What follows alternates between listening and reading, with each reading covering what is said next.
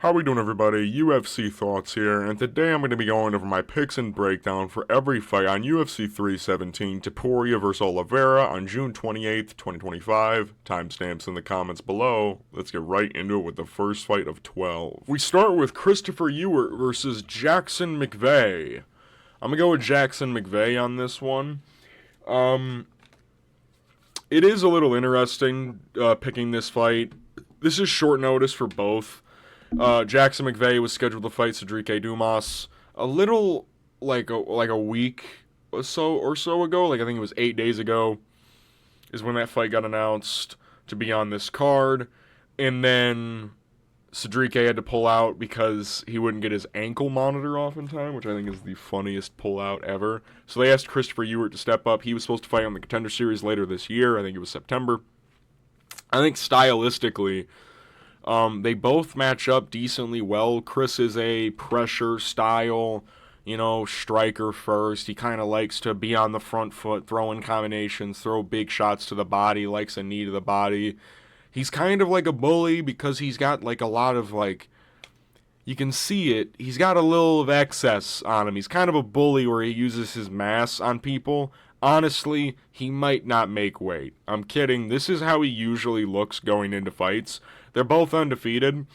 A thing I like going into this fight for Jackson McVey is his excess experience in MMA. He's been fighting since 2019. I know what you're saying. He's 6-0. He's only had 6 fights. He actually had an amateur career where he was 6-1. So overall, he's basically 12-1. Christopher never fought in the amateurs. He immediately jumped to professionals in 2022. I've seen Christopher struggle on the ground with people. I've seen Jackson McVey he has 3 wins professionally by submission, and I believe that 3 of his amateur fights also ended via submission. I think he either 3 or 4. He's a really good jiu-jitsu specialist, and he can get fights to the ground pretty easily. He's kind of just like a big dude. He's 6'4". He's going to have a huge height advantage over Chris, and he's going to have a reach advantage over him. Because that 75-inch reach I have for Christopher Ewert is probably incorrect. I don't know what his reach is. I watched both his Fury fights. They both have different reach. On there, it was 78 and 72, so I just said fuck it and went in the middle. I will say I do like Chris's resume so far. He beat Reese Watkins on the regionals. If you don't know who Baby Goose MMA is, he's on Twitter a lot. If you're a part of MMA Twitter, you'll know who Reese Watkins is. He's a really cool dude. He just lost recently to Ismail Israeliev, but he's a chill guy. Christopher Ewert beat him.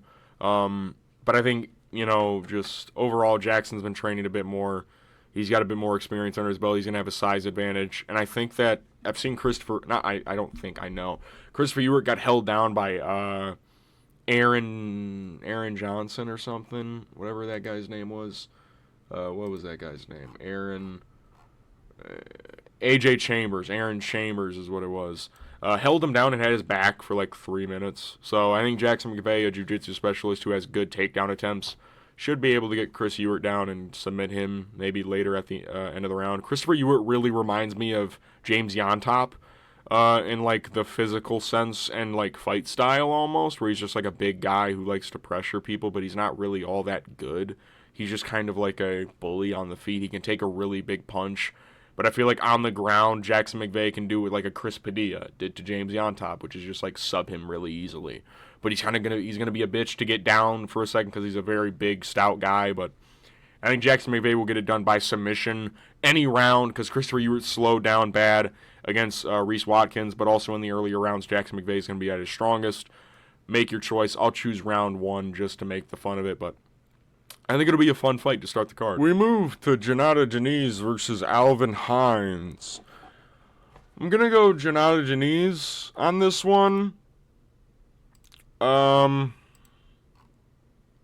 just seen him against better competition so far in his career. Alvin Hines, he's all right. He's got some decent takedowns. His striking's pretty slow, but he looks like he hits hard. He's a pressure style fighter. I just think Jhonata Diniz, hits really fucking hard. Like, you see him knocking down Marcin Tybura, like, up close, like, literally, like, in clinch distance. Like, they're in clinch, and Jhonata just throws a right hand and hurts him really bad. Alvin Hines, he's taking it on short notice. Diniz was supposed to be fighting Justin Tafa. I thought that was going to be a free win for Jhonata Diniz. And Jhonata, he's able to survive on the ground with Tybura, which I really like. You know, he technically got doctor stoppage. He was going to get finished if there was like 5 more seconds in the round, but alas, there wasn't. It looks like he doesn't really know how to get up off his back. But Alvin Hines, I haven't seen him do it against high-level comp. So he can win. Maybe he out-grapples Jhonata Diniz, but I don't really care all that much about Alvin Hines. He's older too. He's 33, coming in at heavyweight. Some of his wins are over light heavyweights that he's like out like being more physical than, which is like duh. You're gonna out physical them. I think like Jhonata Diniz is just a more, and I guarantee you that the only thing this dude's been working on is his grappling. I hope it is. Where does Jhonata train? Where does he train at? Doesn't even say his gym. Santa Fe team? I don't know where he trains at. You know, he was fending off Carl Williams. You know, that's pretty good.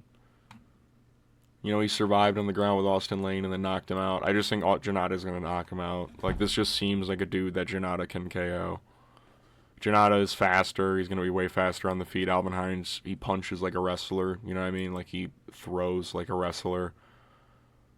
I'll go Jhonata Diniz. We move to Niko Price versus Jacobe Smith. I'm going to pick Jacobe Smith by first round TKO. You guys know how I feel about Jacobe Smith. Jacobe Smith is one of my favorite prospects in the UFC right now. I think I had him at number 6 or something. He's my favorite fighter from this past year's recent Contender Series. The big issue with Niko Price in this fight is going to be the speed discrepancy that we're going to see on the table. Niko Price, he used to be a really gritty, tough out for everybody, and then he sort of just started getting knocked out more and more consistently. Like, you look at the Robbie Lawler knockout. You know what I mean? That's not a good loss right there. Like, I love Robbie Lawler. We all love Robbie Lawler. It looked like a dive almost. If those are the shots that are putting you out, Jacobe Smith is going to fucking brutalize you.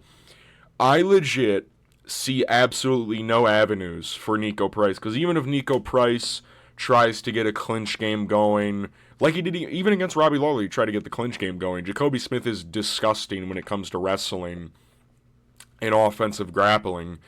You look at his Contender Series fight against, it was some Canadian guy, I think it was Christian something. Was it Christian Saiv? It was Christian Savoy is what it is. It was something. I knew it was something with an S. He beat the ever-living shit out of that guy on the ground. Jacobe Smith is one of those dudes that DC has talked about for a while because he wrestled at Oklahoma City.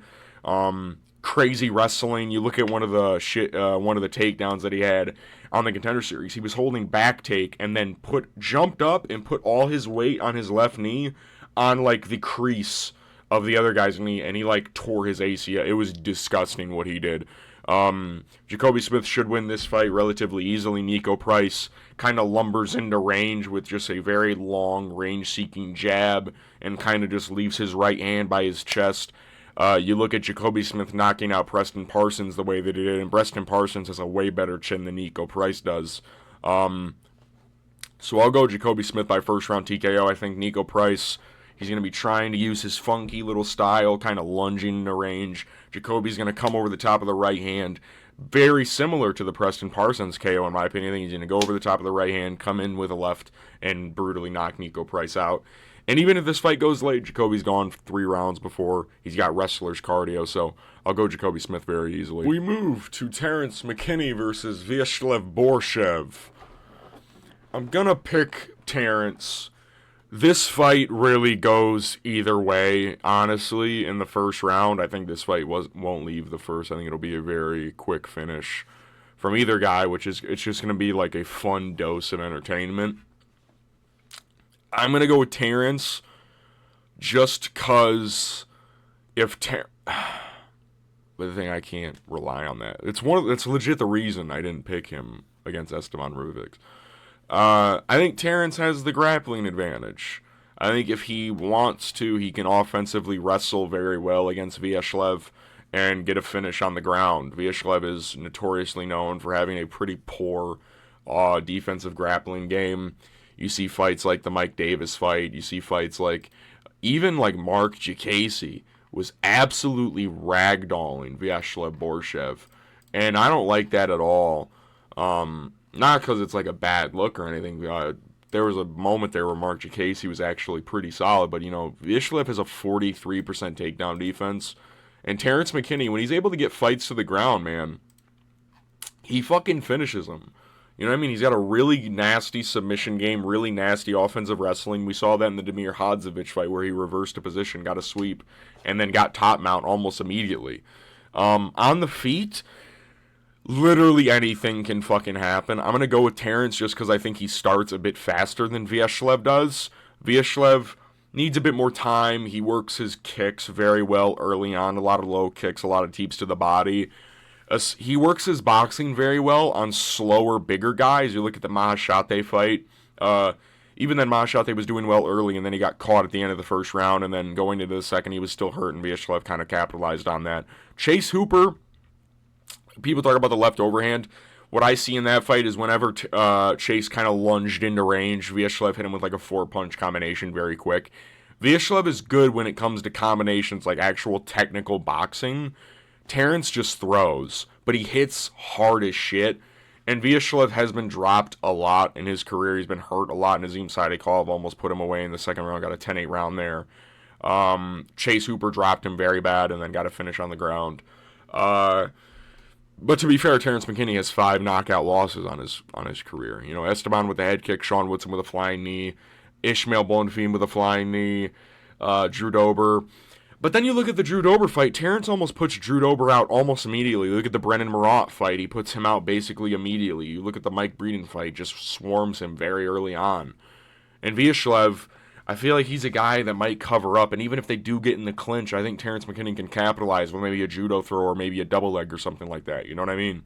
Like, Terrance is just on you from the moment the fight starts. And Viacheslav is very good, technically speaking. I think if it goes long, Viacheslav has a better chance. He's got great cardio. Terrance, we've always seen the cardio is kind of his biggest issue. I don't even think a fight of his has entered the third round ever. No, he's never. Oh, he got 1 sub in the third round. That was probably on the regionals because I don't remember that in the UFC. It was a heel hook over Brandon Todd back in 2018. But yeah, I think Terrance McKinney, if he realizes that Viacheslav is that weak in the grappling, he can, pursue that with his wrestling. Viacheslav, I also think they're both chinny, so anything can happen, but I'll go Terrance McKinney. Fuck it. I'll go first round TKO, whether it's ground and pound or Terrance landing like a knee up the middle, because Viacheslav does duck down on the center line. So we'll see what happens. We move to Viviane Araújo versus Tracy Cortez. I'm going to go with an underdog. I'm going to pick Viviane Araújo here. I think it's going to be competitive, especially late. I genuinely believe Tracy Cortez struggles with speed in this flyweight division. She really seems to struggle with speed. You look at the Rose Namajunas fight early on, what she really struggled with was the long intangibles of Rose and like the actual speed. Viviane, for being 38 years old, is actually pretty fucking fast. And maybe that's fallen off a cliff since the Karine Silva fight. Maybe now she does look 38, but I don't know. I think Viviane's actually pretty good when it comes to beating these people that I don't really think are all that good. Tracy Cortez convincingly lost 4 rounds, and some of them were in grappling scenarios. And Viviane actually does have good grappling. She out-grappled Jennifer Maia in moments in their fight.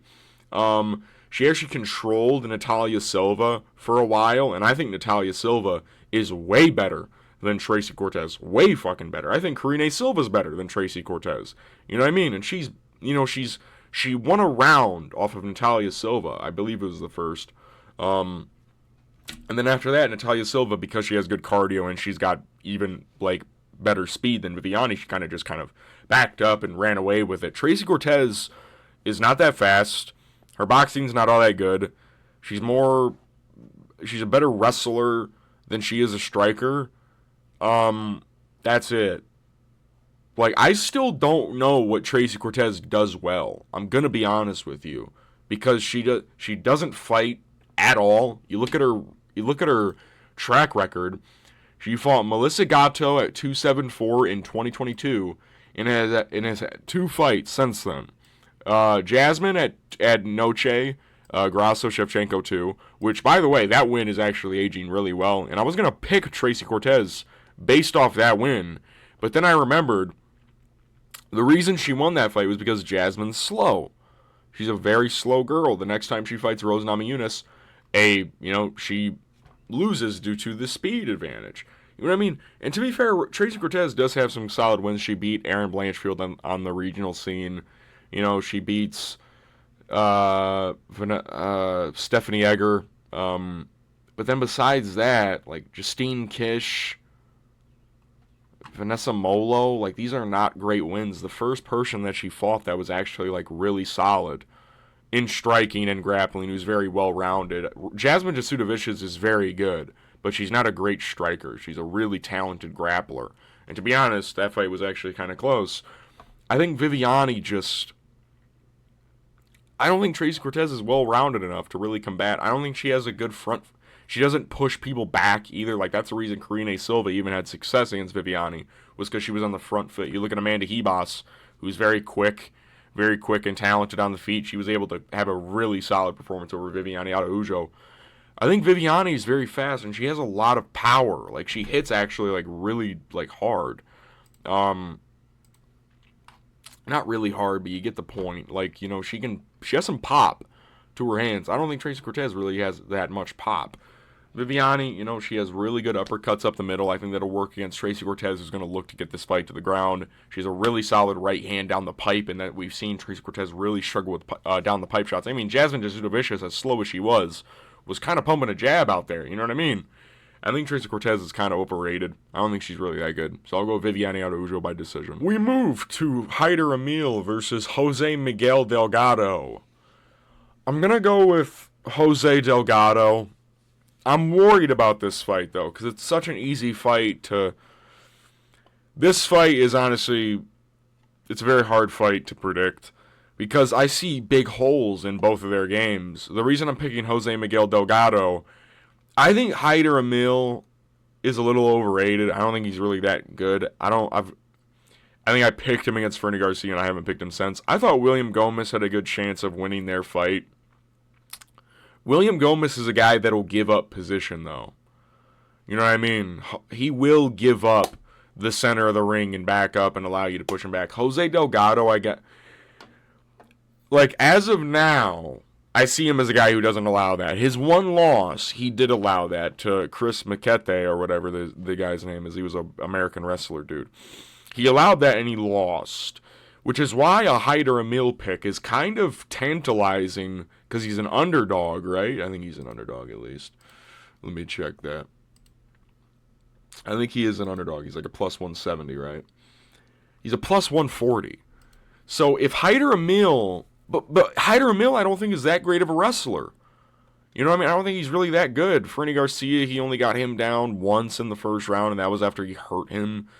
Jose Miguel Delgado hits really fucking hard. And Hyder Amil is only as good as his chin is. And his chin is very good. Don't get me wrong. His chin is very good. Against soft serve opponents so far, Fernie Garcia has 1 KO win on his entire record. And he actually hurt Hyder Amil really bad in their fight. William Gomez doesn't have any pop in his hands at all. He is like... How many TKOs does William Gomez have on his career? I have a feeling it's very little.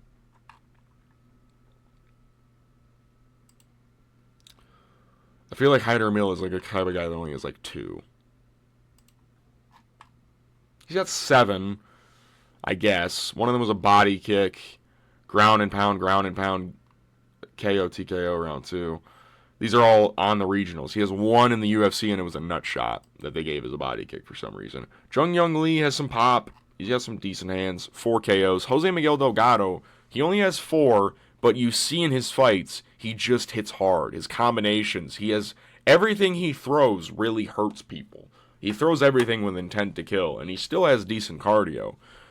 And that's another reason. Jose Miguel Delgado has decent cardio to be able to go 3 rounds. He's not going to allow Hyder Amil to push him against the cage. And even if he does, again, one of my reasons for picking Chaos against Andreas Gustafsson, even though that fight didn't play out as well, Hyder Amil doesn't have a crazy clinch game. He's a really, pub brawler.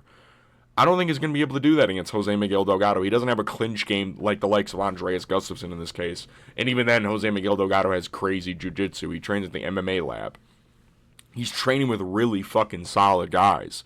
I think Jose Miguel Delgado has the pop to set Hyder Amil on his ass if he walks onto something, which he will. He has a really dangerous knee up the middle that he throws when pressing people back. I think Jose Miguel Delgado can push back Hyder Amil in moments if he's throwing in combinations and Hyder Amil gets tagged with something that he doesn't really like all that much and tries to get into a clinch. He'll eat a knee to the body. He'll eat an uppercut. He'll eat a right hand over the top. You know what I mean? I think Jose Miguel Delgado has better weapons and he hits harder. Hyder Amil, really, he looks like Dominic Cruz. Like, looking at him, it always throws me off. And he's old. He's 35. I'm not a huge fan of that. Every single time this guy fights, I'm like, damn, he's really that old.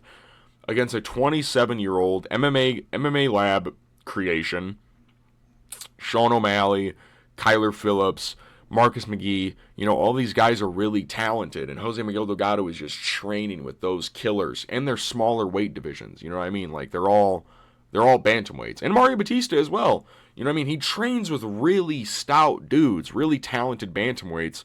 And Hyder Amil is kind of built like them. He's not really the biggest featherweight. He's kind of just like a short, stocky pub brawler, has a good chin. That's about it. I think Jose Miguel Delgado can set him away. I think it's going to be something with like a knee up the middle, uppercut, right hand, kind of combinations and throwing. Hyder Amil will try and throw back and get clocked with something. Look like the likes of like a Nicholas Mota, Sadikov type of KO, where Hyder Amil's pressing against the fence and he's trying to throw back and he gets caught with something that he can't handle, drops to one knee, and the ref has to stop the fight. I'll go Jose Miguel Delgado, TKO, round 2. We move to the featured prelim, Jack Hermansson versus Gregory Rodrigues. I'm going to go with RoboCop. I'm going to go with Gregory Rodrigues. My big issue in this fight is Jack Hermansson's a decent underdog. You know what I mean? He's a decent underdog. I like Jack Hermansson. He had a really, crafty performance against fucking Joe Pyfer last time out. My big issue with this fight, I don't believe Jack Hermansson has the punching power you need to beat Gregory Rodrigues. And I don't even think his wrestling is going to help him all that much in a fight against Gregory Rodrigues. You know what I mean? Jack Hermansson has really slick jiu-jitsu off his back. You see him rolling for knee bars. His actual takedown, like wrestling, is not really that great. And even then, Gregory Rodrigues is a beast of a human who can just, fucking use his strength to defend takedowns and shuck them off. We've seen Jack Hermansson when he fights these big guys, these really kind of forces of nature in this middleweight division. You look at the Roman Dolidze fight. He was peppering him up, and then they got in the grappling, and he got out-strengthed and out-skilled in a way. You look at the Joe Pyfer fight. I know he won the last 3 rounds, but then you look at that fight. That's a 5-round main event. This is a 3-round fight, and those first 2 rounds were very clearly Joe Pyfer.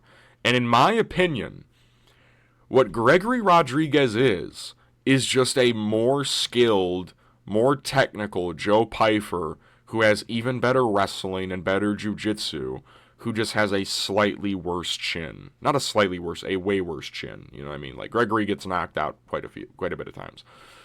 The problem is Jack doesn't have the punching power. You look at his last 3 knockouts, they're all ground and pound TKOs. It's when he flattens people out and he's able to, tee off on them. You know what I mean? Gregory, you're not flattening him out. Jack will give up position in this fight because he's very scared of power punchers. He's very scared of the power. He backed up against Kelvin Gastelum and kind of just was thankfully rolled for a leg. You know what I mean? Gregory is going to beat the ever-living shit out of Jack Hermansson. I think he finishes him in the first round or the second. It'll look a lot like the Jared Cannonier performance, which again is a fight Jack is willingly giving up space, backing up to the cage because he's scared of what's coming back at him. This is not going to be a fight where he's fighting Chris Curtis, which he can playfully back up and play on the back foot and just completely outbox him. Gregory's technical, and he's fucking massive. You look at the size of the guy. And to be fair, he's coming off only 4 months after the brutal fight with Jared Cannonier, which could play a factor in this.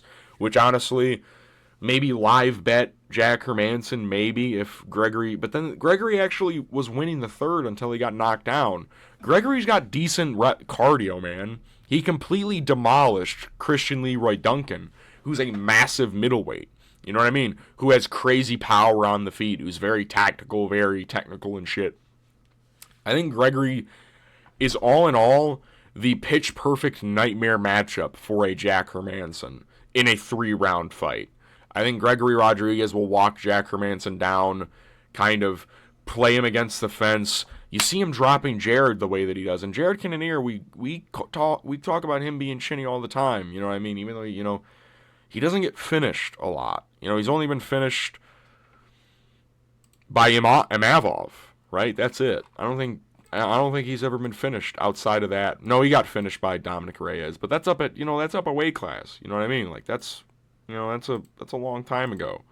I mean, Jared Cannonier at middleweight, the only finish he suffered was Imavov, I'm pretty sure.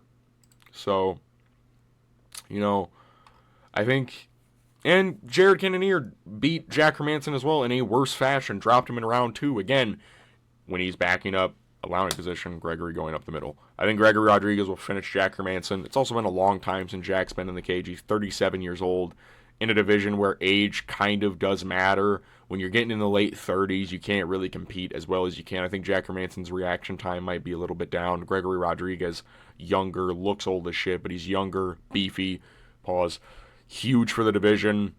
These guys give Jack Hermansson troubles, and Gregory Rodrigues hits like a fucking Mack truck. So I'll go Gregory Rodrigues by first round TKO. Lock it in. We move to the start of the main card. Payton Talbott versus Felipe Lima. I'm going to pick Felipe Lima. This sucks because I really like Payton Talbott, but I think Felipe Lima has a really good style to beat Payton Talbott. One, his grappling is very good, and that's something that we've always seen Payton Talbott struggle with. People try to talk about it like it's not a threat. Payton, we've seen him get controlled for basically entire rounds by competition that I don't see as that good. Nick Aguirre, for example, I'm pretty sure had 4 minutes and 50 seconds of control time against Payton in the first round alone. So automatically, I think Payton Talbott might just drop the first round just due to grappling control. And Felipe Lima, a big issue in this matchup for Payton is he's not a slouch on the feet. Listen, he isn't as technical as Payton Talbott, but he's very fast, and he can throw in combinations, and he's very unorthodox. And it's always the unorthodox strikers with grappling that are very tough to go against. He's always feinting level changes, outside low kicking, lunging in with a straight right hand, knee into the body. He's a very good in-the-pocket presence kind of fighter, and he's always at that. He tries to be at that range. He's a very bladed guy, so maybe Payton Talbott's low kicks can be a bit more effective in this fight than they were previously, rather. And Felipe, a thing he will struggle with is the size advantage for Payton Talbott. That is just something that I think that he will struggle with, is just the sheer size of Payton. Payton is 5'10". He's a huge bantamweight. He's very big for the bantamweight weight class, and that's something that Payton Talbott can utilize to maybe even win this fight. Because on the feet, Payton is going to have a punch. He's going to have a puncher's chance. He's going to have the stand-up advantage of just pressure cooking, kind of putting you on the back foot, kind of advancing, outside low kicking, kind of those thudding little shots that he likes to throw at range, and he does hit very hard. But I genuinely believe Felipe Lima is going to be utilizing his grappling very well in this fight. You see him having moments about grappling Muhammad Naimov, being able to get his back very easily, and that's something Payton does a lot, is giving up his back. And we see, Nick Aguirre taking it. We see Raoni Barcelos taking his back. Felipe Lima, if you don't know, has trained at Shoot the Box with Alan Nascimento and Charles Oliveira and all those guys. But he's also training at All Stars Training Center, which is in Sweden. Kamzat trains there. Gustafsson trains there. You know what I mean? All those guys train there. He's training with monsters, man. So he has very good cardio. He's gone 5 rounds before. I think overall, on the feet, Payton will always have the ability to knock him out. Payton has the better stand-up in this instance. Maybe not speed-wise. Maybe Felipe Lima will outspeed him early on. But in the grappling, maybe they both slow down just a little bit. Payton will always have that advantage over Felipe Lima. He will. It's the grappling that's really going to worry me in this instance. And I know Payton, he has great takedown defense later on in fights, but it's just he makes tiny mistakes that a guy like Felipe Lima, who is very strong for his size, he doesn't really look that strong. He's 5'6", and he's kind of like a weird 5'6". He's coming down to bantamweight. He's been fighting bigger guys. I know Miles Johns is technically a bantamweight, but they were both fought at featherweight for some reason. Miles Johns is very strong. He's a very muscled-up wrestler, and Muhammad Naimov is very strong as well. He was out-strengthening them guys in certain positions and, taking them down. And I think Felipe Lima is really good. I think this is I think this fight shouldn't have happened. I know that they were trying to get Felipe Lima and Jonathan Martinez in there with each other, which I would have loved that fight, and Payton Talbot, some other guy. I think Felipe Lima is going to out-grapple Payton Talbot to a decision. I think he's going to win 29-28. Maybe the third or second round is very competitive. Most likely the third, where Payton Talbot is kind of just throwing with caution, with no caution, kind of just throwing to throw, and maybe he catches Felipe Lima. But I think Felipe Lima overall will win round 1 based on Payton Talbot making small, minuscule grappling mistakes, and then one of the other rounds he will get him down again, kind of hold him down and do some damage. Because that's something Felipe Lima always does, is damage and searches for subs. And Payton Talbot gives up dominant positions too. That is something to be noted. He always gives up his back. It's something he always does, is giving up his back, and Felipe Lima has a nasty RNC. So I'll go Felipe Lima. We move to Beneil Dariush versus Jhonata Moicano. I'm going to go with Beneil Dariush by second round knockout. I think this fight, it's going to take time mostly. Jesus, fuck, I can't fucking talk. It's going to take place on the feet for the most part.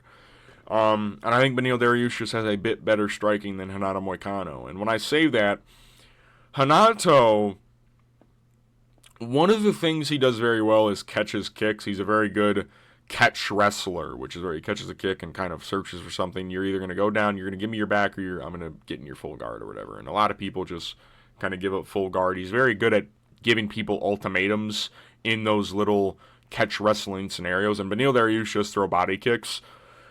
I think on the feet, man, they're both kind of wild men. Jhonata doesn't have the punch power, in my opinion, to knock out Beneil Dariush. What you need to have to beat Beneil Dariush is that knockout power. In my honest opinion, I don't think Jhonata really has that. You see, he only has 2 TKOs on his resume, and they're his last 2 wins. But one of them was a doctor stoppage, and the other one was a ground and pound TKO. You know what I mean? Every other fight, Drew Dober. Drew Dober's outboxing him, won the second round. Brad Riddell, absolutely squashed him, you know what I mean, in the grappling because he's so small. RDA beat the ever-living shit out of him. And that's the thing. I think if Beneil Dariush is able to get top position, I think he'll be able to beat the fuck out of Jhonata Moicano. Because we've seen basically everyone that can get him down does that. If you break against Jhonata, you're going to lose. That's like we see Alexander Hernandez break against him in the second round. Beneil Dariush has good cardio. He doesn't get outpaced really ever. I think Jhonata, he won't be able to get Beneil down. Beneil has like an 80-something% takedown defense. And we've seen guys really, really struggle to get Beneil to the ground. Mateusz Gamrot is one of the best scramblers in the UFC ever, and he was never able to get, Beneil down to the ground for a long period of time. Oliveira, he out-grappled. Beneil out-grappled him. Arman Tsarukyan just knocked him out. Carlos Diego Ferreira, Beneil out-grappled. These are really solid guys. And he did that before it was cool. He did that before it became like a thing. He did it when it was cool to do that to Carlos Diego Ferreira. You see what he did to Drew Dober. He actually finished Drew Dober in round 2. Thiago Moises did that before that was a common occurrence as well. It takes a guy, Rashid Magomedov, you know what I mean? He's beating these really solid guys. It takes a guy, Michael Chiesa subs him back in 2016. That was a freak occurrence. It takes a dude with crazy punching power, like Edson Barboza, crazy flash in the pan, Alexander Hernandez, Charles Oliveira, Arman Tsarukyan, to put him out. It takes a guy with crazy power to finish Beneil Dariush. On the feet, Beneil's got a crazy left overhand. Renato Moicano has those long, rangy arms. He doesn't have a lot of pop in it, though. And Beneil moves his head decently well. And Renato, they both don't really set anything up. And Renato's kind of chinning himself. He's been knocked out 3 times as well. The Rafael Fiziev fight was kind of an early stoppage. Who else TKO'd Renato Moicano that I can't think of? Who else did it? Because I know it's 3. I know it was 3. The Korean Zombie did it very early, and Jose Aldo. Those are in the pocket kind of hooks on the inside. Beneil's very good at that. I think Beneil Dariush and Renato Moicano, it's just a clash of styles that I think Beneil's better. I think he's just a better version of Renato, actually. Like, Renato's not going to be able to get Beneil down. And Renato, what's Renato's takedown defense, actually? Let's see that. Let's see, how easy is it for people to take down Renato? He's at a 71, so it's pretty good. I just think Beneil's better. I think he's a better fighter than Renato Moicano. On the feet, it'll be not very easy. I think it'll be competitive on the feet, but I think Beneil's got more pop and he's a bit more technical. And on the ground game, I think Beneil Dariush is better even then. I think Renato's got more damaging shots on the ground. He can get to better positions, but overall grappling, I think Beneil Dariush scrambles really well. I think he's got great takedown defense, and I think he can capitalize on certain positions that Renato Moicano can put himself in. So I'll go Beneil Dariush for sure. We move to Brandon Royval versus Joshua Van. I'm going to pick Brandon Royval, and I really think it just has to deal with the size and the overall experience. Brandon Royval has been in there with literally everybody. Literally everybody you can think of. Brandon Royval has been in there with him, essentially. In the top 5. You know what I mean? And he's beaten some of them. You know what I mean? Royval, he's coming off the Tyra and Moreno wins. They're split decisions, but I thought they were pretty convincing. The Tatsuro Tyra fight was very clearly Brandon Royval. There was no way that Tatsuro wins that first round. And you know how much I fuck with fucking Tatsuro Tyra. He's been in there with Kai Kara. He's been in there with Moreno. He's been in there with Pantoja twice. He's been in there with Pantoja twice. Rogerio Bontorin, Matt Schnell, Mateusz Nicolau. And some of them are close fights. Joshua Van, his best win is Bruno Silva. And we saw what happened when he fought Charles Johnson. Very competitive on the feet. This is one of those guys that, again, can match the output of Joshua Van, who can match the cardio, who has those long, rangy limbs. And to be fair to Brandon Royval, his chin is suspect. I will be one of the first people to tell you. He's been dropped a couple of times in the UFC. Kai Kara France dropped him. Matt Schnell dropped him, from what I remember, decently bad. I think Bontorin might have had him in trouble in a moment. But, Brandon Royval, his chin is kind of weird. But Joshua Van, his chin's also very weird. You know what I mean? I've seen people rock him that Brandon Royval, I think, would fucking curb stomp. You know what I mean? Edgar Chairez is hurting him pretty bad. Charles Johnson is finishing him. You know what I mean? Like, at least Brandon Royval has never been finished with ground with, he's never been knocked out. He had the weird injury against Brandon Moreno where he had his shoulder pop out, but, that's a different story. I think Brandon Royval on the feet is going to be interesting just because Joshua Van is that good on the feet. His boxing presence on the feet is very felt. He's got decent outside low kicks. I think Brandon Royval just works his weapons better, and he's got a good knee up the middle, which Joshua Van can duck into, you know what I mean? He's got really nasty elbows up close, very good knees. He's got a really slick jab that he throws out. And I don't think Joshua Van has that grappling. Like, he's got decent wrestling, and he's used it against quite a few people. I don't think it's that good enough to beat Brandon Royval with it across 3 rounds, you know what I mean? Like, Royval has always struggled on the ground. He's always struggled against people. Tyra had his back a number of times. Moreno got him on the ground. Pantoja has always, he beat him twice, mostly, with ground game. He out-wrestled him in their second fight, subbed him in the first fight. I think it really comes down to, again, the length of Brandon Royval in this matchup. He's going to have 5.5 inches of reach advantage, a 4-inch height advantage. We saw how Charles Johnson looked in there with Joshua Van. It's like a normal-looking dude in there with, like, a fucking, like, midget. You know what I mean? Like, it's not fair. It shouldn't be fair. And Royval is not that old. He's only 32. Joshua Van's very young. He's 23. This is the second time Royval's gotten in there with a young guy. And Joshua Van, to be fair, he's got way better stand-up than Tatsuro Taira, so it'll be very competitive on the feet. I just think that Royval's got more pop. I think he's got way more pop than Joshua Van. Joshua Van, people forget that his biggest thing was his power in his hand to finish fights. And now, he's starting to finish fights. People are starting to big him up. He couldn't finish Ray Cerrulla. He didn't finish Cody Durden. I don't like that. I think he should be finishing Cody Durden. I know he finished Bruno Silva. Bruno Silva's kind of ass. You should be finishing Cody Durden. It's the cool thing to do is to finish Cody Durden. He's one of 2 people to not finish him. I don't know who the other guy was. It was his first ever loss against Jared Scoggins back in 2017. Everyone else has finished him. It's mostly on the feet. You know what I mean? I think that Brandon Royval on the feet, those straight shots down the middle, those little rangy hooks, those kind of stringy power, those knees up the middle, uppercuts, elbows, kind of just damaging shots. And Joshua Van, it takes a second for him to get going.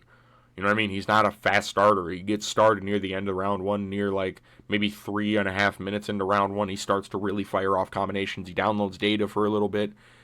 Brandon Royval is very dangerous. He's one of the most dangerous guys in the division. It's a crazy jump up for Joshua Van. I think Joshua Van's going to lose. Sadly, it'll be a small setback. Let him grow. Let him grow. This is going to be a growing moment for Joshua Van. And he just cut weight not too long ago. I know he's a small guy, but he cut weight like 2 weeks ago. Or 4 weeks ago, rather. So, I'll go Brandon Royval. I think he'll finish Joshua Van in round 2 or 3. I think he'll finish him with a knee up the middle. Knee up the middle, uppercut, left hook, right hand, kind of just throwing in combinations, catches him with a knee. Joshua kind of buckles back, and then Brandon Royval finishes him against the fence. I think Brandon Royval will get a finish here, and Joshua Van will sadly lose. We move to the co-main event, Alexandre Pantoja versus Kai Kara-France. I'm going to go Alexandre Pantoja. Probably by decision. Kai is good. He's got a really weird style to combat Pantoja. I've brought it up, probably a dozen times now in the build-up to this fight that Kai is a really solid anti-grappler. The whole of city kickboxing usually is. I just think Pantoja's on another level right now.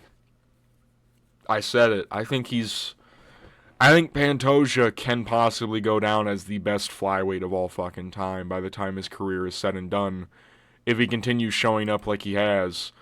I think Kai's striking isn't as good as it needs to be to beat Pantoja, and that's his main thing, is his striking. Like, that's weird to say. I think Kai Kara-France, his striking is a little overrated. He has power. I think people sometimes underrate Kai Kara-France's power. People think that he doesn't hit as hard as I think he does. I think he probably has the most power in the division. I will say that. But he doesn't really have a lot of good technique behind it, if you get what I mean. He is just like a power puncher. He kind of just throws to try and knock out. He doesn't really set stuff up. You look at the knockout over Steve Erceg. That wasn't like a setup thing. That was like the 8th Not the 8th. That's way over exaggeration. That was like the 4th time he threw that exact combination over and over again. Every other time it missed, it just so happened that one landed. Because Steve Erceg's right arm was a little bit far away from his chin. Just like a little bit too far. He was aiming up, and Kai, he doesn't have a lot of kicks in his game. I think to beat Pantoja, you need to utilize a lot of kicks. You need to corral Pantoja, if you know what I mean, to beat him. That's why an Erceg fight was as close as it was, because Erceg was just throwing. He was constantly doing something. Against Kai, Steve's output waned a little bit, because I think he slowed down a little bit in the Pantoja fight. It was my output. You look at Moreno against Pantoja, had a shit ton of output. He was throwing to try and keep Pantoja at bay. And Pantoja has power too. Kai on the back foot is not a good fighter. And Steve Erceg was putting him on the back foot pretty well. And there were situations where I'm watching that fight, and I see Steve go forward and land like a 3-punch combination. In the Kai Kara-France fight, there were some moments where Steve was pressing, and then he would just give up the space. You know what I mean? I'm watching it, I'm like, Pantoja ain't going to give up that space, dude. Pantoja's going to fucking run at him and go for double legs and try and get trips and get his back and try and get all this and that. Pantoja's a fucking animal early on, and he's got a hell of a chin, has only been dropped once in his UFC career, has power of his own. You know what I mean? Like, Pantoja has like 13 KOs of his own, or is it 11?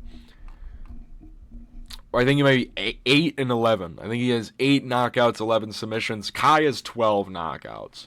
So he does, like, people think, like, Kai hits fucking hard. Don't sweat it. He does hit really hard. I think that Pantoja's grappling has looked really improved, even though that was his main thing when he was on the Ultimate Fighter. His grappling is just, he's holding down Royval for 5 consecutive rounds. He's getting Moreno's back very easily in their technically their trilogy fight.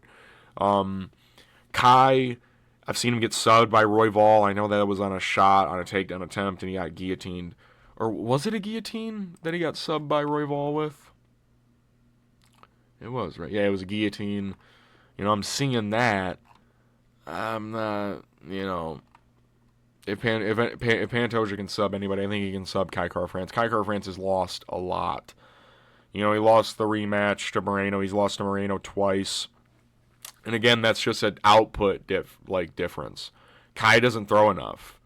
He's a very he'll throw in combination, but he doesn't throw a lot of combinations, if you get what I mean. He's not like a one at a time. He doesn't really throw jabs a lot.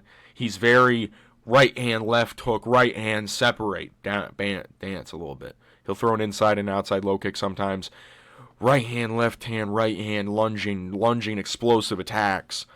It's like, how long can he do that for when you got a guy like Pantoja who's constantly going to be on you, walking you down, who's also lunging in on his own? Kai Kara-France is not a great counter-striker. You know what I mean? Amir Albazi isn't that great, and he was able to beat Kai Kara. I get that was a robbery. I understand that Kai should have definitely won that fight. But the fact that you're even having that close of a contest with Amir Albazi doesn't really sit well with me. You know what I mean? The fact that the judges thought that Amir Albazi even came close to winning 3 rounds. I hate that. I think you should be stomping Amir Albazi out if you're going to beat Pantoja. That's just my personal opinion. And Amir Albazi actually got Kai Kara-France's back. I fucking hate that look. That looks terrible. I know Amir Albazi looked terrible in the Moreno fight after such a long period of time due to injury, broke his back and shit like that, but like Kai, he doesn't have enough output. He hits hard, but he doesn't, like, he's going up against a guy with a granite chin in Pantoja. And I get that I said earlier with Hyder Amil that Pantoja's only as good as his chin is. He's a very, like, Marauder-esque style, walk him down, kind of beat him up, tag him up. And I'm seeing Kai, he just doesn't throw enough, and he's smaller. He's not like a big guy like a Kai Asakura, who can really use that strength and size. Kai's just a good anti-grappler. I think he'll get held against the fence a lot. I think Pantoja will do better on the feet than people think he will. And Kai will do better in the grappling than people think he will. Or he'll do it just as good as people think he will. Because I think a lot of people understand how good of a defensive grappler Kai Kara-France is. But I think Pantoja's going to, again, do better on the feet than people think he will. And that's what's going to win him the fight, is outstriking Kai Kara-France to a decision. Landing big shots, landing bigger shots, landing more shots as well. And Kai is just going to weigh down and slow down as the fight goes. The explosiveness will leave him. He won't have that punching power that he does early on in rounds 3, 4, and 5. Pantoja will start to get takedowns a little bit easier because Kai is slowing down and giving up his hips and not sprawling as quick, and his reaction time is slowing down a little bit. I think Pantoja easily wins a 49-46 decision over Kai Kara-France. It can turn into a slugfest, and it can turn into a gritty battle where maybe a 48-47 split decision maybe happens where Kai Kara-France is throwing more than he usually does, and his output is increased, and he's throwing more kicks. Notices Pantoja, you need to overwhelm him a little bit with pace. Not pace, but output, kind of overwhelm him, short-circuit his brain a little bit. But I don't think that'll happen. I think Kai Kara-France will stay the same, and he'll get beat again by another top-level flyweight. I'll go Alexandre Pantoja, unanimous decision, 49-46, and still, I think he wins. We move to the main event. Ilia Topuria versus Charles Oliveira for the vacant lightweight title. I'm going to be picking Ilia Topuria to win by second round KO. I really think that the striking differential is going to show even early on in this fight. I will say Charles is going to be considerably larger than Ilia going into this fight. It's going to be pretty noticeable at the face-offs and, when they're in the cage. I truly think Charles Oliveira is too defensively stupid. That's a terrible thing to say about Charles, but it's true. I think his defense, it's not what it should be to beat Ilia Topuria. He eats too many shots. And to be fair, my biggest critique of Ilia Topuria has always been that he can at times become a take one to give one kind of fighter. That was even present in the Holloway and Volkanovski fights, where he kind of ate a shot to maybe land one. He would miss sometimes, and he would eat like maybe 4 shots to try and lull them in and then go for combinations. I think the speed discrepancy is going to be in there. I think Charles moves forward. That's going to become a problem for him if he whiffs. Charles likes to throw a lot of deep kicks. He'll throw an outside low kick. I like Charles in the Michael Chandler fight, for example. He was stomping the knee of Michael Chandler. That was something I liked that Max Holloway did against Ilia, which I think it's going to be a good weapon in this fight because Ilia does stand very heavy on that lead leg. But what I think Ilia does really well is he makes people bite on his feints very good. You look back at that Volkanovski fight. What he did very well was making Volk kind of feel forced to throw, like he was about to go. Volk would throw. It was usually Volk would respond with a low kick or a body kick, and he would spin around and then have to feel forced to back up because then Ilia would be kind of in his grill. And Charles does react to everything that everybody does because he has a very active style. He's always constantly trying to set something up, front kicking, deep kicking, kind of going forward with a 1 and 2, kind of trying to be in there at all times. He's never really that far away from his opponent. And Ilia, I just think with how Charles is defensively, like I said at the beginning of the breakdown, defensively speaking, he's not good. He's actually very poor when it comes to his defensive mechanics. He has his hands up high like this, which leads to an uppercut. But the thing is, whenever he is backing up, it's not at the sides. I'm acting like I have a fucking face. He has his hands up very parallel like this. It's like a Muay Thai kind of guard. Whenever he's backing up, he just kind of puts them in front of his head, which leaves room for hooks and shit. I think Ilia's going to chin him eventually. You see Charles backing up sometimes, even against Chandler, you know what I mean? Like, Chandler's forcing him back by moving forward and exploding. And Ilia, I think one of the bigger things is he doesn't really chase.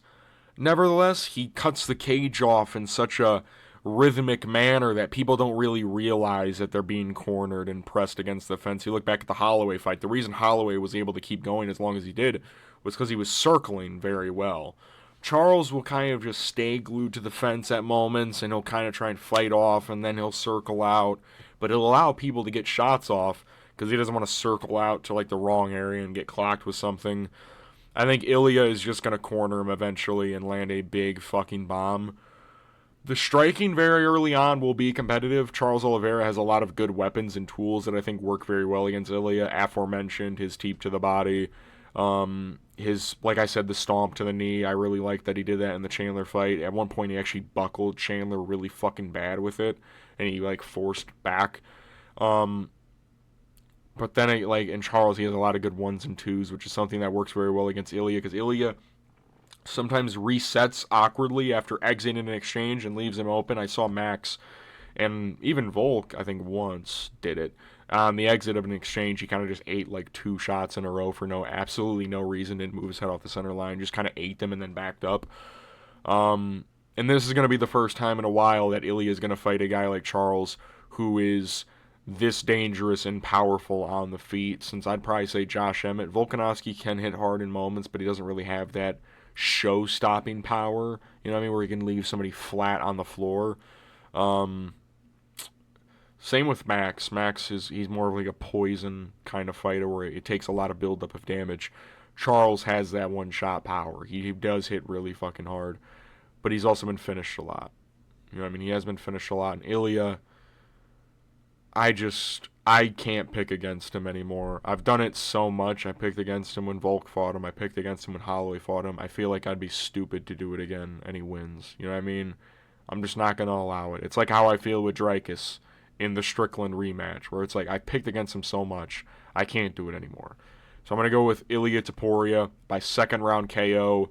Charles kind of rallied, getting pushed back a little bit, throwing the front kicks, trying to move forward, gets caught with something, kind of sends him back a little bit. He's trying to, shake it off a little bit, try and get some distance, and Ilya is going to get on him, uppercut, left hook, right hand, left to the body, and that's something he does really well, is left to the body. When Charles Oliveira has that really high guard, those body shots are going to be wide fucking open. But Charles is going to have a lot of work in the clinch as well. Forgot to mention that. Charles can work very well in the clinch, but I think Ilya in the pocket is just going to be too much for him. So, like I said, uppercut, left hook, left to the body, uppercut, kind of just a combination, a barrage of punches, and Charles is kind of just getting battered against the fence, and one shot does it all. I'll say it'll be a right uppercut that'll put Charles Oliveira, kind of send his head back into the cage and kind of fall to the cage, and maybe some aftershots afterwards. I'm picking Ilya Topuria by second round KO. Lock it in. I'm UFC Thoughts, leaving my picks and breakdown for every fight on UFC 317. Topuria vs. Oliveira on June 28th, 2025. My confident picks reside with Jacobe Smith, Gregory Rodrigues, and in the start of the main card, Felipe Lima. My pre-card rating is a 7 out of 10. For a pay-per-view, I think there's a lot of solid fights on here. I think the prelims are going to be very fun. I think the main card, people try to shit on it. I think the top 4 fights of the bill are, they're ranking contenders. You have the number 1 contender fight at flyweight there. You have the flyweight belt on the line. It sets up the next fight. You get what I'm saying? The lightweight title, it's always going to be a fun fight whenever you have Charles or Topuria on there. And then Beneil, Dariush, Moicano are just on there. And then you also have Payton, Talbott, Felipe Lima on the main card, which should be a very fun, not ranked, but prospect scrap. You got RoboCop on the undercard here. You have Delgado. Amil should be, arguably could be fight of the night. Jacobe Smith on there. Terrance McKinney's always entertaining, especially when you pair him up with another striker like Slava Klaus. I think UFC 317 is actually going to be very solid. Next week, we have no UFC event, so I will try and get as many videos out for you as possible. The week after that, UFC Nashville, Lewis vs. Talison Teixeira is that weekend. I will get my picks and breakdown for that for you guys on the Monday of that week, which will be the 7th, because I am getting surgery on the 8th. So uploads will slow down significantly in July, but I will try my very best. I will see you guys either in my next video or after the fights. Peace.